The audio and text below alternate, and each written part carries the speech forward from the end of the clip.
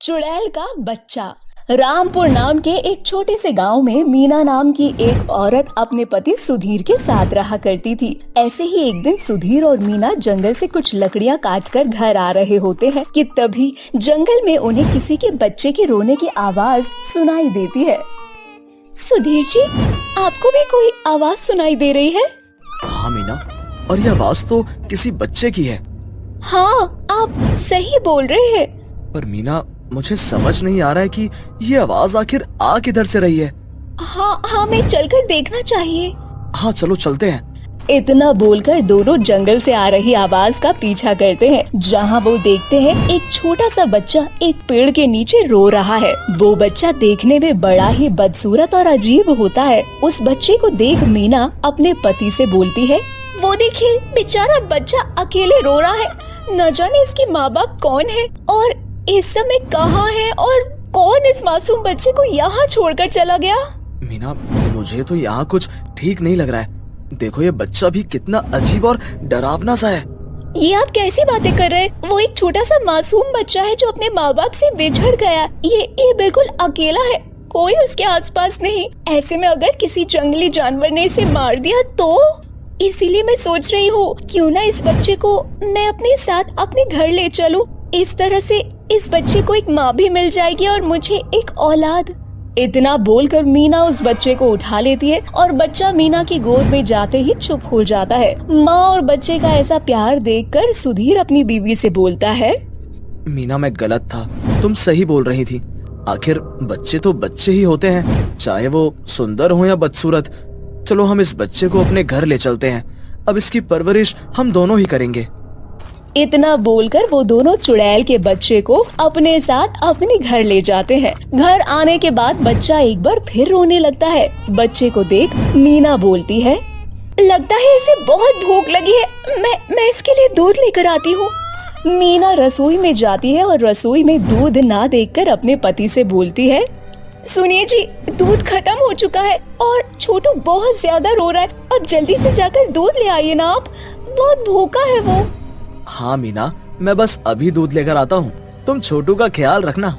इतना बोलकर सुधीर दूध लेने चला जाता है। अब मीना छोटू के पास जाती है तो वो देखती है कि छोटू अपनी जगह पर नहीं। ये देखकर मीना बहुत ज्यादा डर जाती है। पूरे घर में छोटू को देखने लगती है। कुछ देर बाद वो अपने कमरे में जाती है जहाँ वो छोटू को सोया देखती है। छोटू को अपने कमरे में सोया देख मीना खुद से बोलती है, अरे ये कैसे हो सकता है? छोटू को तो मैंने हॉल में रखा था, फिर ये कमरे में कैसे आ गया? और अभी तो ये भूख से इतना रो रहा था, तुरंत सो कैसे गया?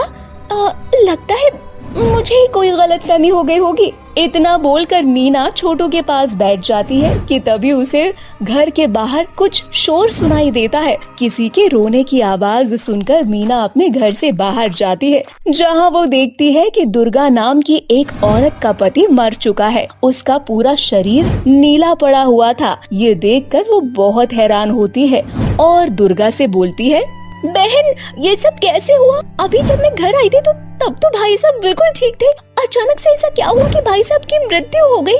मैं भी नहीं जानती मीना बहन, आखिर मेरे पति को क्या हुआ? मैं तो रसोई में काम कर रही थी, एकदम से मुझे उनके चिल्लाने की आवाज आई और जब मैं बाहर आई तो ये अब होनी को कौन टाल सकता है? अब गांव के सभी लोग दुर्गा के पति की मौत का शोक मनाते हैं। कुछ देर बाद मीना का पति भी दूध लेकर घर आता है और मीना छोटू को दूध पिलाती है। अब रात हो जाती है और सुबह होते ही उनके गांव में ठीक उसी तरह से एक और की मौत हो जाती है। ये देखकर मीना और गांव वाले थोड़ा हैरान हो जाते हैं कि 24 घंटे के अंदर आखिर एक जैसी दो लोगों की मौत कैसे हो सकती है। जिसके बाद मीना अपने घर में जाती है। सुनिए जी, गांव में ये कैसी मौतें हो रही हैं? मुझे तो कुछ समझ नहीं आ रहा। आपको क्या लगता है कि किसका काम हो सकता है? मुझे भी कुछ समझ नहीं आ रहा मीना। मैं तो बस तुमसे यही कहूँगा कि तुम अपना और छोटू का ख्याल रखना। अच्छा अब मैं चलता हूँ। आप भी अपना ख्याल रखना। इतना बोलकर सुधीर जंगल में लकड़ियाँ काटने के लिए जाने लगता है। तभी वो देखता है कि छोटू एक औरत की गर्दन पर अपने नुकीले दांत से वार कर रहा है और उसे काटते ही वो औरत मर जाती है। अपने बच्चे का असली रूप देखकर सुधीर भागता हुआ मीना के पास जाता है और उसे सारी बात बताता है। अपने पति की बात सुनकर मीना छोटू को घर में ढूंढती है और घर के अंदर छोटू को देख अपने पति से बोलती है, पर छोटू तो घर में ही है, शायद आपको कोई वहम हुआ होगा। मुझे कोई वहम नहीं हुआ है मीना, ये बच्चा एक चुड़ैल का बच्चा है। अगर इसकी माँ को पता चल गया कि उसका बच्चा हमारे पास है तो उसकी माँ हमें जिंदा नहीं छोड़ेगी, और अगर उसकी माँ ने हमें छोड़ भी दिया तो ये चुड़ैल का बच्चा हमें जिंदा नहीं छोड़ेगा। इसलिए मेरी मानो तो इस बच्चे को उसी जंगल में छोड़ आते हैं। पर आप ये क्या बोल रहे हैं? अब ये बच्चा हमारा है, आप उसे फिर से जंगल में छोड़कर आने की बात कर रहे हैं। मैं अपने बच्चे को अपने से दूर नहीं होने दूंगी। देखो मीना, अगर तुम मुझसे प्यार करती हो तो तुम्हें मेरी बात माननी होगी। अगर तुम मेरी बात नहीं मानोगी तो तुम मेरा मरा हुआ मुंह देखोगी। सुधीर की ऐसी बातें सुनकर ना चाहते हुए भी मीना उस बच्चे को सुधीर के साथ जंगल में जाने देती है और उसे जंगल में छोड़कर घर की ओर जाने लगती है। अब जैसे ही मीना उस बच्चे को छोड़कर घर की ओर आने लगती है, तभी रास्ते में उसे वो बच्चा दिखता है। इस बार वो चुड़ैल बच्चा अपने असली रूप में था। उसकी लाल आंखें और नुकीले दांत देखकर मीना को अपने पति की बातों पर पूरा विश्वास हो जाता है। तभी वो देखती है कि सामने से एक खतरनाक चुड़ैल भी आ रही है। ये देखकर मीना अपने पति से बोलती है, आप सही कह रहे थे। हाँ, ये बच्चा कोई साधारण बच्चा नहीं है।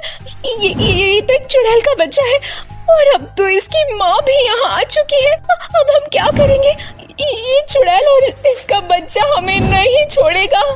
तुम चिंता मत करो मीना, मेरे होते हुए मैं तुम्हें कुछ नहीं होने दूंगा। तभी वो चुड़ैल उन दोनों के पास आ जाती है और उन दोनों से बोलती है, तो तुम ही हो वो दोनों जिसने एक चुड़ैल के बच्चे को उससे दूर किया था। एक चुड़ैल के बच्चे को उसकी माँ से दूर करने का नतीजा तुम दोनों को नहीं पता, पर जब मैं तुम्हें मारूंगी तब तुम्हें पता चल जाएगा और फिर तुम दोनों ऐसी गलती कभी नहीं करोगे। नहीं माँ, इनको कुछ मत करना, ये दोनों बहुत अच्छे। जब मैं आपसे बिछड़ गया था तब इन्होंने ही मुझे एक माँ का प्यार दिया और मेरी देखभाल की।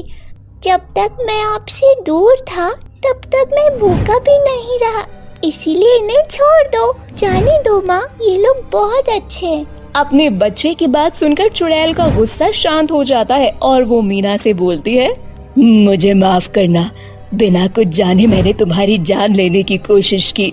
क्या करूं, एक माँ हूँ ना। तुमने इन दिनों मेरे बच्चे की देखभाल करी, इसलिए तुम्हारा बहुत बहुत शुक्रिया। और मैं तुमसे वादा करती हूँ कभी कोई भी तुम्हारा कुछ नहीं बिगाड़ पाएगा। कभी भी तुम्हें मेरी जरूरत पड़े बस मुझे याद कर लेना, मैं अपने बच्चे के साथ तुम्हारी मदद के लिए आ जाऊंगी। तुम्हारा बहुत बहुत शुक्रिया चुड़ैल, जो तुमने हमारी जान बख्श दी। अब हमें यहाँ से जाना होगा। इतना बोलकर मीना और सुधीर वहाँ से चले जाते हैं। अब गांव में हो रही मौतें भी बंद हो जाती हैं और कुछ दिनों बाद मीना भी गर्भवती हो जाती है और इस तरह से मीना अपने पति के साथ एक खुशहाल जिंदगी जीने लगती है। तो वही चुड़ैल और उसका बच्चा भी जंगल में एक साथ खुशी खुशी रहते हैं। तो दोस्तों, ये थी हमारी आज की वीडियो। हमारी वीडियो आपको कैसी लगी हमें कमेंट करके जरूर अपना जवाब बताएं और ऐसे ही मजेदार कहानियों को देखने के लिए हमारे चैनल को सब्सक्राइब जरूर करें। और हाँ दोस्तों, हमारी अच्छी अच्छी कहानियों को अपने दोस्तों के साथ जरूर शेयर करें ताकि उन्हें भी ऐसी कहानियों को एंजॉय करने का मौका मिल सके।